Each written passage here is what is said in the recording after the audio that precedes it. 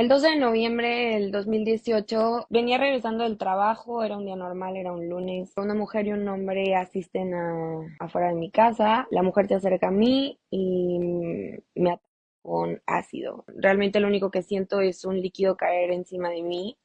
Al principio se siente como si fuera agua, no te puedo decir qué temperatura, pero bueno, fue cuestión de segundos darme cuenta de que ni era agua ni era cualquier otra cosa, era algo que me estaba dañando profundamente y lo que me hace darme cuenta de que es ácido es percatarme que las llaves de mi casa, por el simple hecho de que yo las toque, se empiezan a derretir como una vela. Ahí es cuando me doy cuenta de que esto es ácido. Obviamente hay muchísimos tipos de ácido. Es imposible para uno saber qué tipo de químico es en ese momento, pero sí sabía que pues me iba a dañar profundamente. Me cae en la cara, en todo el rostro, cuello, pecho, brazo derecho y pierna derecha. Estaba en casa de mi mamá, pero es una casa dúplex donde mi mamá vivía en el segundo piso y en la casa de abajo, digamos, vivían mis abuelos. Mi mamá no estaba ahí, yo estaba consciente de que ella no estaba trabajando. Entonces mi primera reacción es entrar a casa de mis abuelos, ellos obviamente por su edad, por la distribución de la casa y no alcanzaban a escuchar mis gritos. Una vez que logro ingresar a la casa, es mi abuela quien reacciona y me empieza a asistir. Con agua en el baño, la primera reacción obviamente es enjuagar el químico, que además es imperceptible a la vista, pero yo automáticamente perdí la visión de ambos ojos. Yo no veía absolutamente nada, pero podía sentir absolutamente todo. Tampoco me quitó el dolor, pero lo más importante era quitar el exceso de producto que traía encima. Se llaman, creo que hasta tres tipos de ambulancia diferentes, privadas, públicas, etcétera. De las tres no llegó ninguna en 40 minutos y al momento de que nos dábamos cuenta de que el tiempo seguía pasando y mi condición pues cada vez era más complicada, mejor llegó mi tío, es quien toma la decisión de subirme a su coche y llevarme él personalmente al hospital. A ese punto yo creo como las 8:30, 9 de la noche en la Ciudad de México. Entonces, pues era un tráfico, pues muy complicado. Sabía que si me subía al coche no estaba segura si iba a lograr llegar los tres en el carro hasta que pues llegamos al hospital donde ya estaba mi mamá esperándome al momento de que nosotros llegamos. En todo ese trayecto yo lo único que estaba tratando de hacer era de mantener la calma, el tratar de no perder la poca conciencia que me quedaba. El cuerpo ya estaba haciendo movimientos involuntarios que iban más allá de mi control. Ya había perdido el control de las piernas, sentía como el corazón me latía cada vez más lento, la vista era completamente borrosa, mis pensamientos ya no hacían sentido y yo podía darme cuenta de cómo casi que podía escuchar un reloj tomándome los últimos segundos, ¿no? Entonces, todo ese camino simplemente fue eso, tratar de mantener mi calma para poder llegar y llegar a yo en esa hora que estuve en todo ese proceso, yo tenía una conciencia de que no iba a poder lograrlo, o sea, yo sentía que ya, o sea, me está mi corazón ya latía cada vez más lento, como se me bajaba la presión, los dedos completamente engarrotados, o sea, mi cuerpo estaba colapsando completamente. Yo solamente quería llegar a irme a otro lado, lejos de mi familia, lo único que pensaba. Una vez que llego, que mi abuela y mi tío salen del coche, o sea, como que abren las puertas y salen. Cuando yo abro los ojos y me doy cuenta de que alcanzo a ver unas letras borrosas enormes que dicen emergencia, me doy cuenta de que ya estamos en el hospital. Entonces, mi reacción es simplemente abrir la puerta, bajarme y echarme a correr. O sea, literal, eso fue lo único que yo pude hacer, o sea, como en primera reacción. Recuerdo entrar al hospital, empezar a gritar como loca que me habían aventado ácido, que por favor me ayudaran. Alguien me toma de los hombros y me empieza a guiar hacia una puerta. Abren esta puerta, cuál era como el acceso a emergencia. Y una vez que entro, sigo gritando lo mismo. Y ya lo último que recuerdo es ver a todos los doctores y enfermeras que estaban en emergencias correr hacia mí. Y ya en el momento en que los vi corriendo hacia mí, esa es como la última imagen que recuerdo. No sé si me desvanecí, no sé si de ahí me levantaron una cama. De ahí ya pierdo conciencia en el momento en el que me siento como que pues segura de alguna manera. Y ya hasta vuelvo a recobrar como conciencia hasta el momento momento en el que estoy en una camilla, ya con mi mamá al lado, 6, 8 personas asistiéndome, neutralizando pues el ácido, bañándome en agua salina, por dentro, por fuera, por todos lados, porque no sabían pues si me lo había tragado, si me había entrado por la nariz, por los oídos, etcétera. Entonces, sí es como empezó el proceso médico. Ellos consideran que el proceso para llevar mi recuperación era ponerme una crema, vendarme y tenerme con ciertas heridas expuestas. Mi familia, sin tener ningún conocimiento o ningún acercamiento con ácido, pues determinan que de pronto es importante tener una segunda opinión, porque no hacía mucho sentido que esa fuera la manera de proceder, ¿no? Corrí con la suerte de que un tío mío trabajaba en una empresa donde una de las mejores cirujanas en México estaba en contacto con esta marca, le piden que venga a evaluarme y es como llega a mi vida la doctora Anabel Villanueva, es quien básicamente me salva la vida, llega a darme un diagnóstico muy preocupante del proceso que estaban llevando, ya que en el tema de ácido, tu mejor aliado es el tiempo. En cuanto más tiempo tardes en atender las heridas, más graves van a ser los daños, ya que una vez que la piel empieza con una cicatrización interna que genera, eso es lo que va formando las deformaciones y pues hasta el día de hoy no hay cómo revertir este efecto médicamente hablando. Entonces es súper importante hacer todo el proceso de recuperación antes de llegar a este proceso, donde la piel pues se endurece y cicatriza, lo cual es sumamente rápido porque el cuerpo pues así funciona, obviamente. Hay mucha ignorancia en la medicina mexicana sobre cómo tratar estos procesos. Ella, al ser una cirujana con una expertise en quemaduras por químico, había tratado accidentes, ¿no? Que eran 1, 2, 3 gotas en alguna parte del cuerpo, en algún laboratorio, accidentes y no una como tal con 1,5 litros de ácido clorhídrico como fue el mío en la cara. Entonces todo el proceso fue un poco como a prueba y error, pero bueno, después de 17 cirugías reconstructivas, te puedo decir que ella es la clave de todo, o sea, la clave y el centro de toda mi recuperación, porque pues yo creo que no hubiera podido ser quien fui en ese punto de lucha, tanto para reformar el Código Penal, como para salir adelante, como para hacerlo de la manera en que lo hice, si yo no hubiera visto un avance importante en mi recuperación física, que pues fue gracias a ella, ¿no? Entonces, nunca me canso de repetirlo porque siempre me parece importante que la gente sepa a quién recurrir en estos casos. Todo cambió, o sea, cuando digo todo cambió, me refiero a todo. Muchas veces la gente usa esas palabras y no dimensiona la profundidad de ellas. Cambiaron mis planes, mis objetivos, mi trabajo, mi escuela, mi cuerpo como lo conocía, mi personalidad, mi espiritualidad, mis círculos cercanos, lejanos.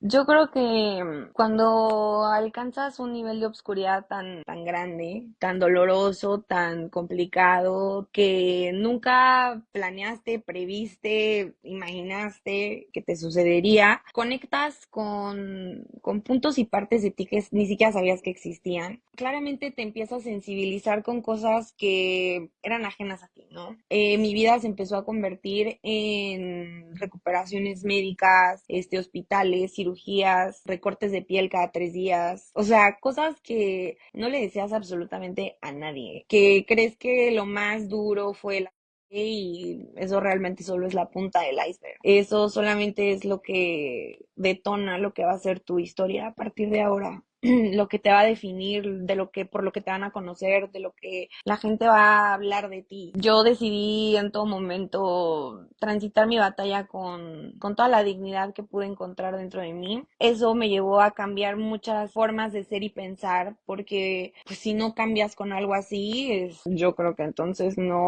o sea, no sé para qué sobrevives. Fue muy traumante para mí darme cuenta que lo que más le preocupaba a toda la gente que me rodeaba era cuántas cicatrices iba a tener o cómo iba a quedar deforme o no, o si me iba a poder casar un día o si alguien iba a volver a fijarse en mí, cuando realmente eso nunca, o sea, estar desfigurada y demás, ni siquiera cruzó por mi cabeza, o sea, no me interesaba al punto que nunca pasó por mi cabeza la posibilidad, o sea, realmente nunca lo vi como un panorama mío, ¿sabes? Y la gente te empieza a transmitir sus miedos, ¿no? Y fue muy impactante para mí darme cuenta de que algo había hecho yo durante 22 años para que la gente tuviera ese concepto tan vanidoso de mí. A mí lo único que me preocupaba era el tema de mi ojo, que en temas de la vista, sí perdí la vista de un ojo y eso era lo único que a mí me estaba preocupando. Todo lo demás para mí era completamente irrelevante y superable. En la investigación por parte de mi representación jurídica nos dimos cuenta de que eran enviados por mi expareja para atacar. Tenemos cámaras de seguridad y demás que denotaban cómo llegaban, se sentaban, me esperaban, pasaron muchísimas personas y literal iban por mí. No fue una coincidencia, no fue una cosa al azar o del destino, fue algo completamente premeditado y fue enviado por mi expareja con quien yo llevaba ya un mes de haber terminado para ese momento. Cuando yo me enfrento a esta situación, pues obviamente estaba enfocada en mi recuperación médica, en sobrevivir. El tema jurídico pues pasó a segundo plano. Mi mamá es abogada, entonces desde el segundo uno que yo estaba en el hospital, el proceso comenzó. O sea, ella hizo todo lo que se debía de hacer para levantar la denuncia, para hacer el debido proceso y proceder legalmente contra quien resultaba responsable. Los abogados que tenía en ese momento me informan que desgraciadamente la carpeta no puede pasar a un tema penal porque me estaban clasificando como lesiones que sanan entre 15 y 60 días, lo cual pues sonaba completamente absurdo porque teníamos pruebas de que fue premeditado. En aquel entonces ya llevábamos por ahí de 7, 8 cirugías y ya habían pasado más de 60 días y yo no veía el milagro suceder de que yo me recuperara por arte de magia. Entonces se empieza a viralizar el caso y es cuando me contacta otra mujer que ha conocido porque antes de ese momento yo jamás en mi vida había escuchado de una nació en México. Platico con ella y cuando yo la conozco, ella ya llevaba 5 años luchando por su causa, siendo completamente ignorada por todo el Estado, por todos los poderes, tanto ejecutivo como legislativo como judicial, como todos. Yo le juraba que algo íbamos a hacer, no sabía qué, cuándo, cómo, pero se lo juré y quien me conoce sabe que mi palabra vale más que mi firma. Al día siguiente me reúno con mis abogados, que en ese momento ya traía mi caso José Luis Nazar, el Güero Nazar, mejor conocido, uno de los mejores abogados en México, y Alessandra Rojo de la Vega, que en aquel entonces ella era diputada del Congreso local, amiga mía, con quien fundo una fundación para mujeres que se llama No es una, somos todas, hasta el día de hoy. Y hablando con Güero le digo, independientemente de que quería que yo quería que él llevara el caso de Carmen, ella tenía su carpeta igualmente clasificada como lesiones, entonces me decía, bueno, es que no, o sea, aunque tomemos el caso, el problema no es la representación que puedan tener, o sea, es el problema viene del Estado y de esta laguna que está existiendo en la ley, que no existe ni protege a mujeres, bueno, a nadie, con químicos, ¿no? Y realmente si quieres hacer algo, o sea, está en un recuerdo perfecto que es un tono de hasta como de burla, de broma, me dijo, pues solo que reformemos el código penal. Y entonces yo dije, listo, ¿cómo se hace? O por dónde empezamos o qué tenemos que hacer, ¿no? Obviamente mi ignorancia de por medio, porque pues yo no soy abogada ni tenía idea de lo que estaba yo diciendo. Suena muy sencillo, no lo es. Lo primero es que tienes que hacerte a la idea que te vas a tener que reivindicar, no una, 1000 veces más, de las que ya simplemente por ser una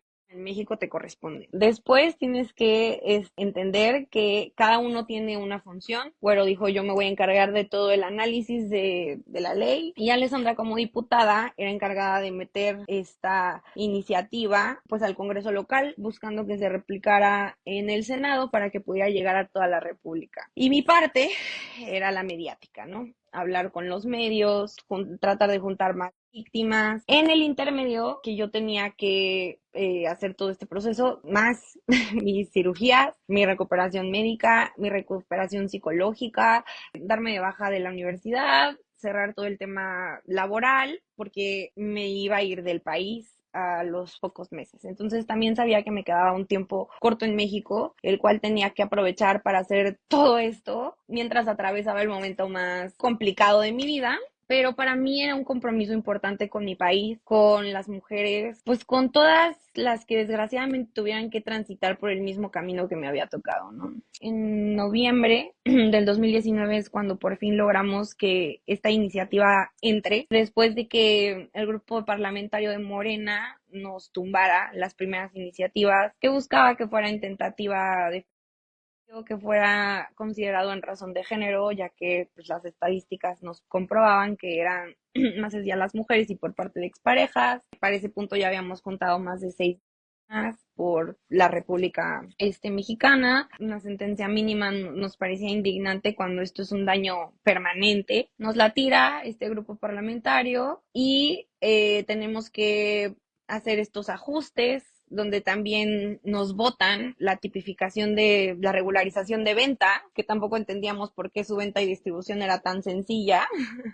En fin, muchísimas cosas que hasta el día de hoy no me logro explicar por qué no fueron aceptadas, pero gracias a esos cambios es que logramos meterla, pero pues hace 5 años eso pues era el primer paso, ¿sabes? Eso era ya lograr algo de nada. Entonces decíamos, bueno, que entre, que pase, que sea ley y ya después nos preocupamos por buscar ajustarla o hacer los cambios. Yo, en noviembre del 2018 y yo me voy de México en julio del 2019. La ley se aprueba en noviembre del 2019, pero todo ese año yo paré, o sea, yo puse a mi equipo a trabajar en esta reforma a la ley, dejando de lado mi proceso jurídico contra mi asesor. Entonces, por temas de seguridad, yo me fui para aquellos, porque también yo no le veía ningún sentido de seguir con mi proceso jurídico si no había ley, o sea, si no había cómo proceder en contra. Entonces, no había mucho camino y por eso para mí era importante que hicieran esta parte primero. Entonces, yo me voy, pero ellos siguen con el proceso y yo desde allá sigo dando entrevistas, sigo haciendo, bueno, todo lo que demandaba seguir siendo parte del proceso, ¿no? Obviamente ese día fue un día muy importante que nunca se me va a olvidar en la vida, pero como un daño más colateral a todo lo que yo he tenido que pagar por esto, pues sí, no lo pude compartir ni con mi equipo, ni con mi familia, ni con absolutamente nadie. No es uno más de los daños colaterales que yo he tenido que pagar. Después de eso, retipificamos mi carpeta de investigación para que dejara de estar por lesiones y entrara por intento de en grado de tentativa. En grado de tentativa significa que la intención era, pero no se logró. Sin embargo, se castiga como si se hubiera logrado porque la intención era esa y otros factores evitaron que sucediera, pero esa era la intención y por eso se busca castigar el delito de esa forma. Porque mucha gente se confunde en lo que significa el grado de tentativa y es importante aclararlo que es por buscar una pena más alta. Entonces nos aceptan la ley por 12 años de cárcel, los cuales tenían que entrar a evaluación dependiendo de los daños de la 12 años se nos hacía muy mínimo, pero como te dije, para nosotros era el principio, el primer paso de no tener nada, entonces con eso fue con lo que arrancó. Una vez que retipificamos todo y volvemos a arrancar este proceso, empieza la pandemia. Detiene absolutamente todo, pues empezamos con las investigaciones a mi caso, porque pues la fiscalía realmente, o sea, mi carpeta pasó por muchas fiscalías, por muchísimas manos y realmente nadie nunca, con toda certeza te puedo decir, nadie nunca de ninguna fiscalía ni de ninguna entidad me ha proporcionado un solo dato que sea de relevancia para mi carpeta. Todo lo hemos conseguido mi equipo y yo. Y una vez más, mi equipo, José Luis Nazar y el grupo de abogados que me representa y Alessandra Rojo de la Vega, junto con nuestra fundación y nuestro equipo de abogadas, de mil y un cosas, porque hemos tenido que jugarla a ser peritos, abogadas, psicólogas, investigadoras, o sea, todas las campanas de investigación que se realizaron fueron costeadas y llevadas a cabo por parte de mi equipo. Todo se recabó. O sea, una carpeta de nada se construyó gracias a nosotros. Todo les fuimos entregando, todo lo fuimos haciendo nosotros. Al día de hoy tengo a las 2 personas detenidas que asistieron a mi domicilio el 12 de noviembre. Mi exnovio sigue en libertad y en el mismo país donde yo me refugié, ¿no? Él ahorita está en Canadá. Nunca le he tenido miedo, pero pues no soy tonta. Por eso busqué cuidarme, pero miedo no. O sea, creo que ha demostrado con sus acciones que más que cualquier otra cosa es un cobarde, que tuvo que mandar a una mujer a otra porque sabía que él no tenía el valor de hacerlo, de verme a la cara y hacerlo. Entonces, miedo no, pero pues sí, mucho coraje, ¿no? Y mucha impotencia de que reformar la ley no fue suficiente, de que a 5 años de haberlo logrado, te puedo decir que de nada sirve cambiar la ley 100 veces si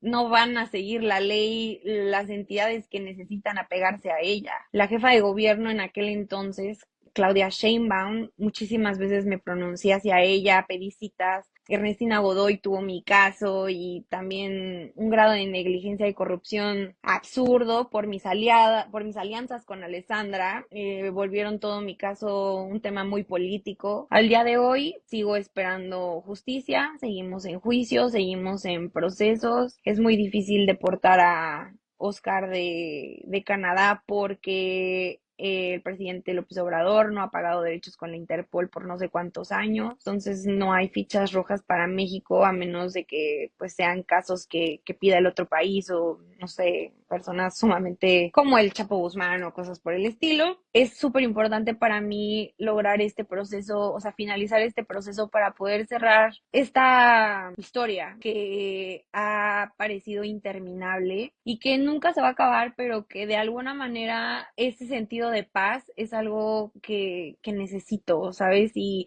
al final yo todo lo que he podido lograr ha sido gracias a el apoyo de la gente, ¿sabes? A que la gente no se olvida de lo que me hicieron, de que la gente, aunque desaparecí muchísimos años, hoy hay muchos conmigo, muchos y muchas conmigo.